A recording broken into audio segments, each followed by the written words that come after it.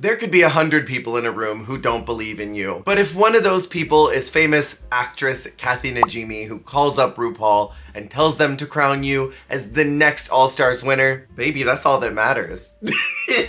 Someone mentioned last week in my comments that Bob was talking about how an actress got the win for Ginger, and I was like, this is crazy. And then I went on TikTok, and the very first video that showed up was Bob talking about Kathy Najimy calling RuPaul and producers to get Ginger Minj the win based off of some story that Ginger told, based off of some story that Bob told, that Cornbread also told. So is Kathy Najimy just a producer plant going out and scouting out talent, finding someone, and then saying, hey, make them the winner. I like them. And to be fair, I mean, if anyone was gonna do that, it should be Kathy. She's been a huge advocate for the LGBTQ community for pretty much her entire career. It's just funny. I would not have expected Kathy Najimy of all people. Hi everyone, my name is Jer, and we are finally talking about the All-Stars 10 finale. I have a lot of fun videos coming up addressing this entire season, one of those being an entire redirection of this season if it was all elimination starting from the beginning. That has been a passion project that has taken like 7 hours worth of scripting, and I'm not even done with all the assets that I want to do for the video. So when that comes, please be nice. It was a mess to put together. I'm losing my sanity over that video. And we are finally at the end of this thingy. Clap if you're surprised how this ended. Clap if you're surprised. So I watched this episode with the crowning as my intro to the episode, and then I sort of did like a record scratch. I bet you're wondering how I got here. And then went all the way back to the top of the episode so that I already knew how it was gonna end. It's sort of like how some people watch the ending of Lost before watching the 2-part finale. They just needed to know how it all ended and then mentally prepare themselves for the journey that gets them there. Part of me was already expecting Ginger to win, but then the other part of me was expecting Jorgeous to win. And here's the reason why. Ginger has been the producer pick seemingly since day one of her bracket. As soon as she walked in those doors, they were dead set on getting her to the end, hand tailoring challenges that worked specifically for her aesthetic and for what she does. And then everything in between has just been high marks. But after fans have been so non-receptive towards her, I thought, will they pivot and will they go to Jorgeous? Now, Jorgeous is someone who I was very adamant in Pink Bracket that I thought she was not gonna win because she was complicit in screwing over Carrie. And that whole situation with Mistress was something that people were very upset about, but they kept conveniently leaving Jorgeous out of that narrative. The editors very specifically made sure to separate the optics of Jorgeous and Mistress next to each other in the workroom. They didn't show them interacting with each other after that moment. They kept them far apart. And even in the merge, they only showed them together a few times. In Snatch Game, Jorgeous kept playing to Mistress, but they really tried to downplay that in the edit and not bring too much focus to that. I caught it, and I think a lot of others did, but I think the editors were trying really hard to not make that their sole focus, because they didn't want us to associate Jorgeous with Mistress in case they still wanted to give her the win. They don't want to crown a villain, not someone who actively screwed over someone. And so I thought Jorgeous had a chance that it was possible that she can win. But then the villain origin story of Ginger losing Drag Race 4 times I think would have been insane. I mean, they did it to Eureka, so why not do it to someone else? But then this episode started, and there were a lot of interesting editing decisions that I will get into that repainted Jorgeous as a co-conspirator with Mistress, therefore re-solidifying them together, retying them together, and that's when I realized, that's how they decided to push the Ginger win. Even though people are not happy about Ginger winning, they want us to associate Jorgeous and Mistress with each other now. Just little editing things that I noticed. So Ginger is the winner of the season. Surprise. And that's pretty much what every comment that I'm seeing on Instagram is from the other Rue girls is, surprise, surprise, surprise. And Ginger kind of manifested her own future, because this was filmed like at the top of the year, I think. And she says something along the lines of, the world can tell you you're not a winner, but you still are a winner. And I fear that a lot of people are telling her that she's not the winner right now, which is not really cute, I'm gonna be honest. I think And I stand firmly that Ginger does not deserve any hate or backlash. It is the producers for being bad managers that are really the problem. And I've seen all the comments already. RuPaul loves her and that's why he gave it to her. Her partner CJ works at WoW and that's why she won. It should have been Nicole Paige Brooks from Atlanta, Georgia. I validate and hold space for most, if not all, of these opinions. But let me tell you my own opinion first. The winner of Drag Race, more importantly, the winner of All Stars, really doesn't matter at all. Most of these queens are going to be booked and busy for the next year and are going to more than make up that $200K cash prize. These girls are going to be completely fine post-show. Their name is going to be associated with this, and sometimes being snubbed is better, because then the audience is more kind and receptive to you because they think you deserve something that you did not get. And this season is going to give a lot of these girls a resurgence in fans and in support, unless your name is Mistress Isabel Brooks, in which case everyone is unsubscribing from your YouTube because they think, you know what, I'm gonna stop. So the winner really does not matter at all. Who we decide is the winner is really what matters the most. Just as a few examples, for some people, Chad is not their winner, Raven is. For some people, Alaska is their winner. Jimbo sure as hell isn't my winner, it's Jessica. But that's not the point. There will always be people who felt like one queen deserved the crown over somebody else. And conversely, there will always be people that felt like the one who got the crown was the ultimate deserving winner. At the end of the day, the winner is whoever RuPaul says it is, as biased as she may be. But we are ultimately in charge of who we want to follow, who we want to support, who we want to buy tickets to see their show or buy their merch or follow their accounts or repost their content. If that's Ginger or not, just be nice to the bitch. Or at the very least, don't be mean to the bitch. I have said many times again and again in these reviews for a while now that I feel bad for Ginger. Like,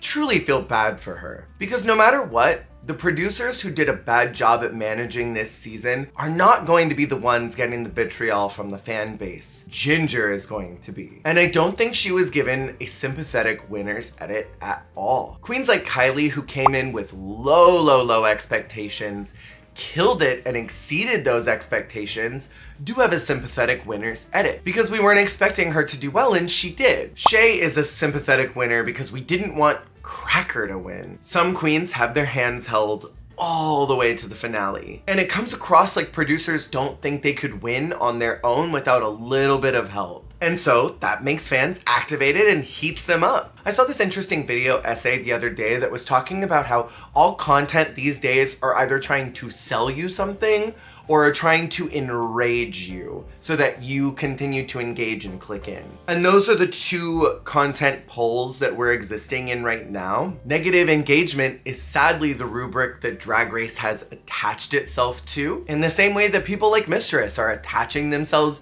to negative engagement. If Drag Race was interested in telling real queer stories and about being a real queer competition, it would not have attached itself to MTV and continued to make trash television that focuses on drama first, that focuses on activating us as an audience first. They would focus on how they interpret their drag through the challenge. And then in between shots, they would let us hear their thought process and how they designed something or why they designed something, why this was important to them, and given us these stories about who these performers are underneath all of the glam. I think the very clear goal is negative engagement, and they are achieving that. And so this negative engagement thing that Drag Race is doing is meant to get you as the consumer to keep going back. And I want to be clear once again, this is not a video to bash Ginger. It is to point out cogs in a machine and say, this is what that's doing, that's what that chord is doing, and that's what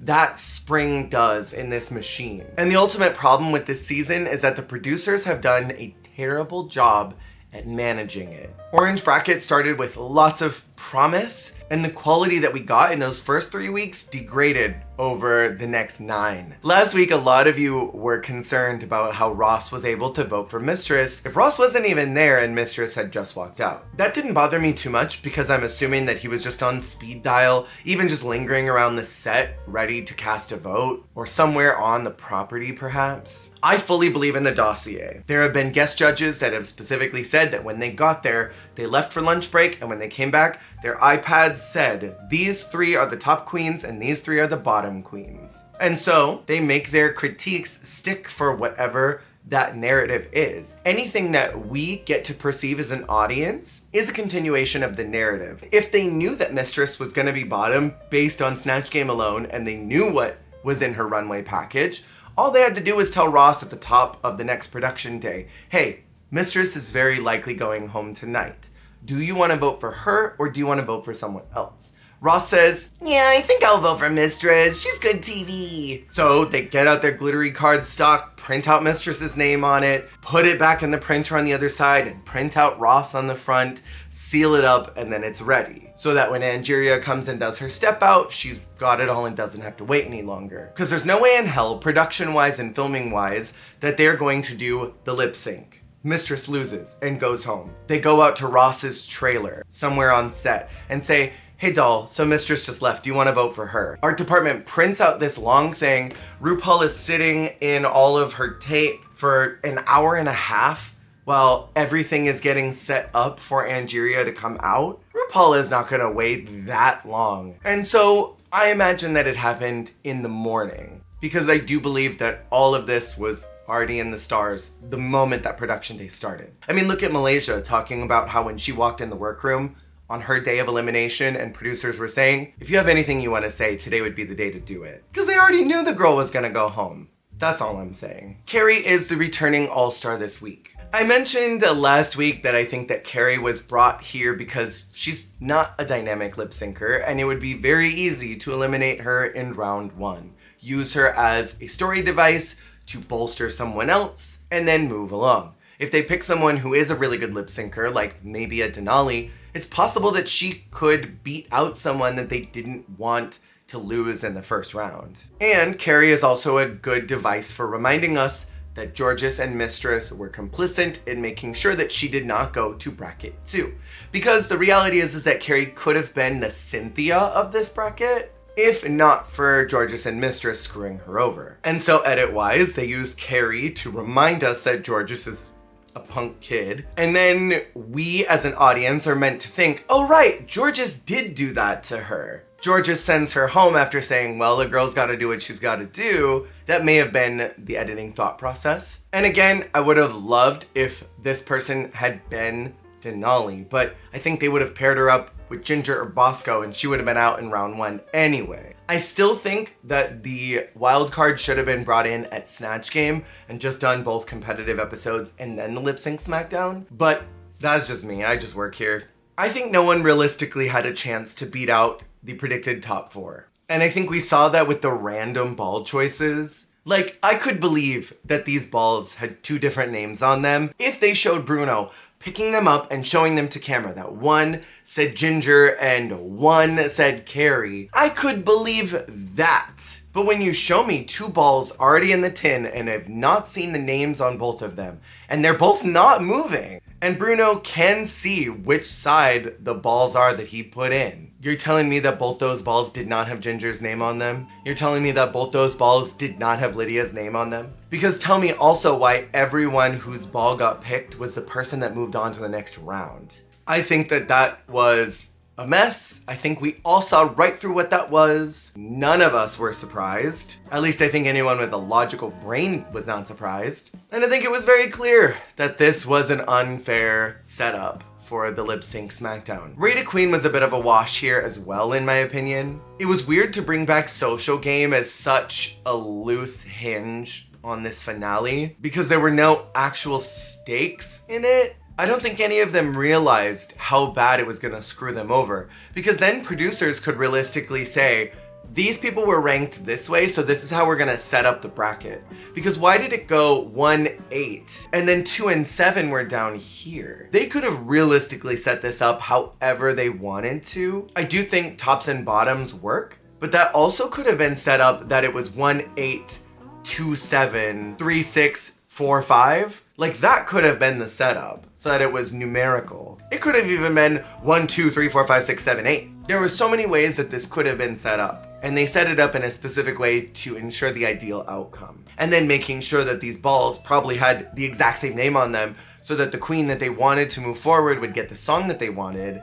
It leaves nothing to chance, realistically. I understand that they want a certain outcome, but we see through the stunt, or at least most of us should. And they could have just let them choose their partner and the partner picks the song like they've done in just about every single lip sync SmackDown up until this point. Did they worry that much that Ginger would get beaten by somebody? Did they worry that much that Jorgeous would get beaten by somebody? Because let's say in some universe that Ginger picks Bosco and they did the burlesque song, Ginger is cooked. This style of seated brackets ultimately made sure that everything was fixed from the start, that producers got the outcome they wanted. Couple quick notes before I talk about these actual lip syncs.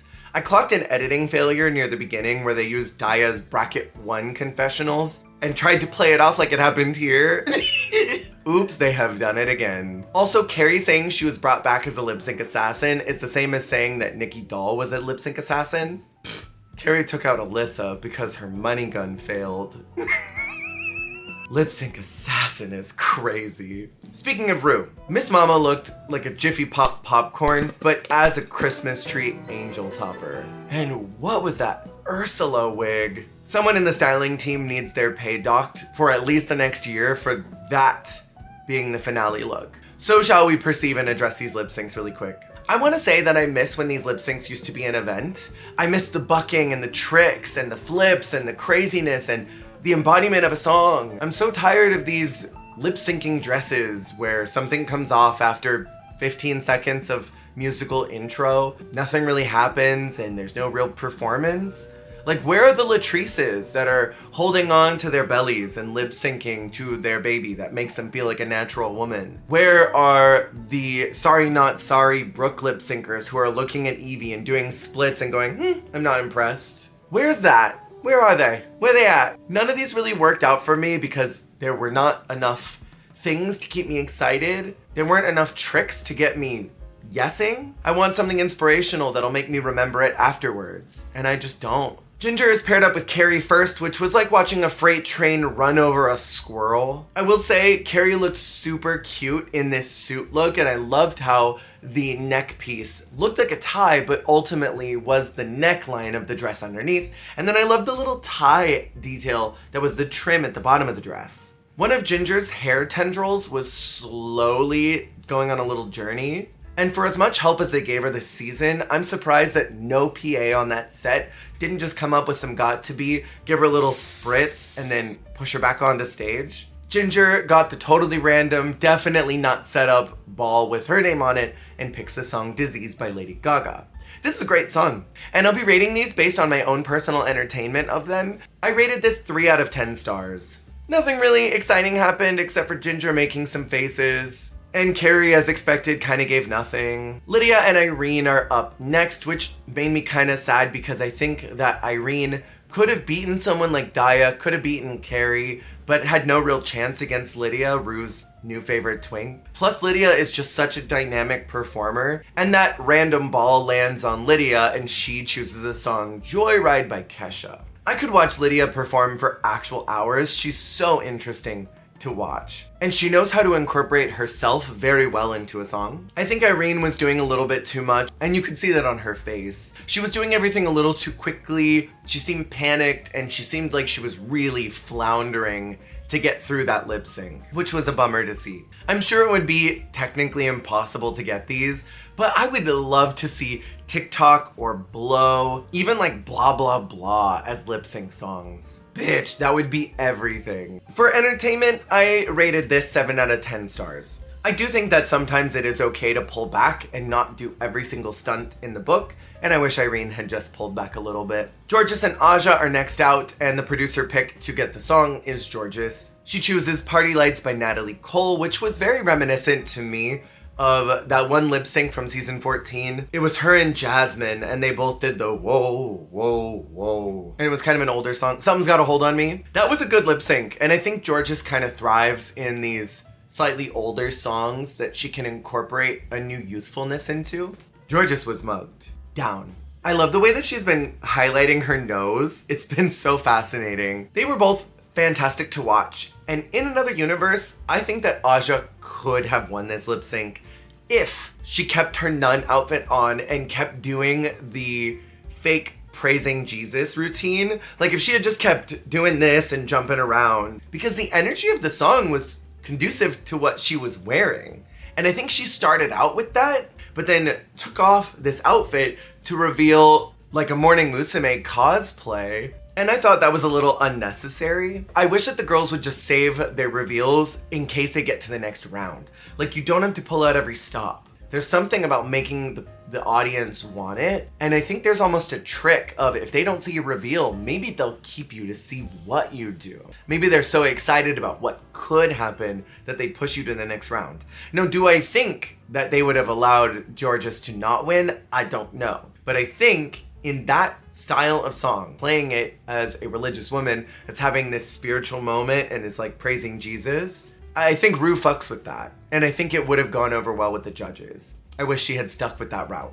Entertainment-wise, this was 7 out of 10 stars for me. I thought it was very good. And I think Georges objectively did good. Aja objectively did good. And finally are the friends Bosco and Daya, which was very sad to see how affected Daya was in this moment. And she seemed genuinely troubled in the moment, but didn't let that bleed into the lip sync, which I appreciated. Bosco is the pick to get the lip sync song, and she chooses Show Me How You Burlesque. Girl, she dressed like she knew she was gonna get that song. In the same way that Willow Pill dressed like she was gonna get that Luther Vandross song in season 14. Sometimes I think these girls know in their heart and their soul, I'm gonna get that one no matter what happens. So I'm just gonna dress the part for it, and Bosco was ready to do so! Because imagine if Bosco was dressed like that and got the Pink song, Love Pink. Like, that would have been crazy. This was 9 out of 10 stars for me. It was so good. When Bosco removed that headpiece and it turned into 2 fans, and she was just putting all of her artistry into those movements, oh, it was so good. These are the Stunalinas that I want to see on Drag Race lip syncing. Bosco was my winner of the season on a whole, for a lot of different reasons, but this lip sync sort of solidified why I thought Bosco should have won. And then Ginger and Bosco go head to head, which I also thought was kind of BS. I actually laughed out loud. Like, I paused it and cackled because I immediately thought, this sucks. But all I can do is laugh. And further proof of these balls that I think were completely set up and had the exact same names on them, Ginger wins the ball choice. Like, what are the odds? Truly. She should go and put money on slots. Cause I mean, that was lucky as hell. And Ginger chooses Raise Your Glass. Love Pink. I do wish that maybe it was Ginger and Lydia, and then we could have had Bosco and Georges. I think those would have been much more interesting pairings.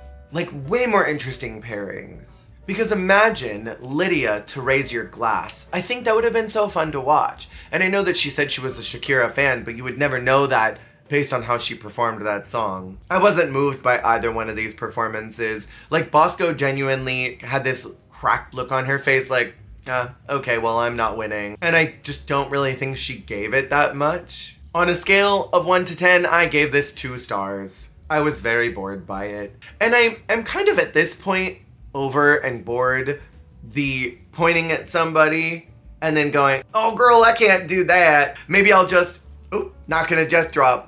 Oop, not gonna dip. Oh, what is this? I can't do that. What if I do this? I'm bored of it. That's Ginger's MO in these lip syncs, and I think it worked really well for Phone.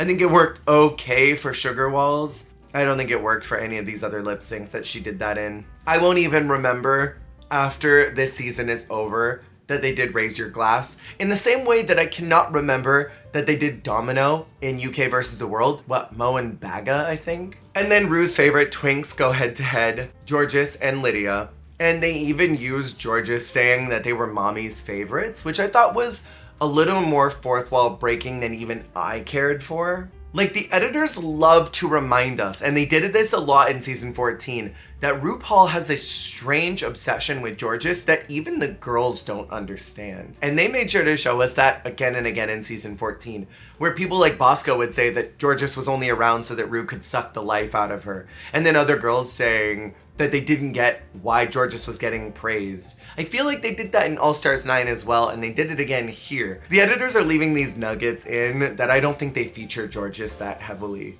I do have to say though, despite getting her hand held all the way to this point, Georges worked out whenever, wherever. The body movements, the almost like belly dancing through all of it, the way that she was leaning in on those words like they were coming out of her own mouth, the way that she glided into the steps, she worked me out. And I think that Lydia's problem here was that she tried to lean in on the weird too much. And she should have temperature gauged the room to see if they were feeling that before going full throttle into it. Because Georges was doing a very straightforward performance and did it flawlessly. And Lydia probably could have done the same thing and amped up her volume. It reminded me of times where queens have gone in and done something super sincere and the other person tried to go comedy where the song didn't call for comedy and the judges were not looking for comedy. I will watch this lip sync again because it was that good. I rated it 9 out of 10 because it was a great lip sync. If not only for Georges. And I'm not even a Georges stan. Last thoughts before I talk about this last lip sync. I think if we're gonna put so much importance on a lip sync smackdown, there should be zero, count them, zero cuts to the judges, a random confessional of someone who's not in the lip sync, the workroom, the peanut gallery, a light bulb up there. I find it quite frankly very annoying that they keep doing this in finales where they're not focusing on the lip syncers. We know that this is an edited and produced show, and we know that they're going to only show us the parts that fulfill the narrative, that secure the person who's going to win it. But if you're going to say this lip sync matters, show us the girls lip syncing. I'm tired of seeing the judges going, none of us want that. And I don't think any of us want to be primed on how to feel about a lip sync when we have eyeballs and can perceive it ourselves. But maybe that won't sell the story. Anyways, Ginger and Georges lip sync in the top 2. I would have lived if it was Bosco and Georges. I would have lived if it was Bosco and Ginger. I would have lived if this was Aja and Bosco or Irene and Bosco or literally anybody else and Bosco. But that's my own caramel mocha fantasy. The finale song is It's Rainin' Men, the OG version, and I really wish that they had just used the RuPaul song so that we could get a complete rehaul of that lip sync we don't talk about. Because one, Jeremy doesn't do drag anymore and doesn't really want to be connected with the show or remembered with the show. And the other participant in that song, we don't talk about, Bruno. And so I kind of wish that they had chose that one. And as this ended, I was half expecting Willem to be throwing up in the background. So here's my thought. This is kind of a deceptive finale song because at first glance, it seems really high energy and bombastic, like you should be moving a lot to this. And in a nightclub, you would hear this song and expect whoever was performing it to buck and twirl and swirl. But that is not what the song is calling for on Drag Race, where they're getting close-up shots, not the wides. This song is camp as hell. And so when the cameras are doing the wide shots, we see Georges slaying, but in the close-up shots, we see Ginger pulling faces and doing that thing she does where she points at the other contestant. I can't do that, girl, but I can do this. And it's a good moment for her to shine in comedy and be silly, which is what Ru wants. And that's ultimately the problem with Drag Race these days, is it's not about earnesty, it's about making Ru's Cocomelon brain laugh. And I don't really think either one of them gave me the ooh-ah-ah sensation that I was wanting. But also I wasn't pleased that either one of them were here, so maybe I'm just biased and didn't enjoy the lip sync because I wasn't happy about how this SmackDown finale'd. Ginger ultimately wins the crown, and I want to talk about how pretty Angeria looked in this step-down look. I thought she looked stunning. I wish that she had a little more time to talk. Angeria was barely there. Can we please get Angeria as a host on the pit stop? Like, can we please do that? And with that, the season is now over. Sorry I don't have more fanfare for Ginger. I can't get it up. I can't get it up and ride this train that hard, you know? Fans will discourse over the next several weeks and then move on with their lives. Some fans will move over to France All-Stars and hyper-focus on that for a bit. Some fans, like myself, will focus on Project Runway with Utica and Slasion Royale when that drops, which I am totally standing Venus and Brigading, by the way. A lot of you will move on from Drag Race altogether because my comments have been filled with people saying, I canceled my subscription to WoW. I canceled my Paramount. I am no longer participating in the Drag Race universe because I just can't do it anymore. I respect and understand. I've even gotten a couple DMs of people saying that they're only watching my recaps and they're watching a couple other recap shows, and that's how they're consuming the episodes. I get that, but it also makes me sad because there are a lot of great international seasons like España and Philippines that are 100% worth your time and energy. So if you're gonna dip away from mainline Drag Race, I totally get it. but invest in the international seasons because those are where the magic is. I've enjoyed chatting about this season with y'all and hearing your thoughts and getting to converse, growing this community here, and I'm excited to cover whatever the next season is because I genuinely do enjoy these, even if I'm a little critical of them. I like Drag Race still, even if sometimes it's a bit exhausting and if the production gets frustrating. But keep an eye out on my channel because there will be a lot of projects that are upcoming. I am not stopping posting videos anytime soon. And I will very likely be covering Slation Royale because I need to know what happens to my divas. Brigading and Venus. Like, those are my two. Make sure to subscribe if you haven't already. Check out the Extravaganza Extra membership if you are interested in watching some of my posted content a few days sooner than everyone else. And thank you again so much for tuning in this season. Keep an eye out for some of the other videos that will be revolving around this season. And next week, I will have my dream wish list for All Stars 11, which theoretically, by the time this posts, will already be up for members only. Theoretically. Thank you so much for watching, and I will see y'all on the flip.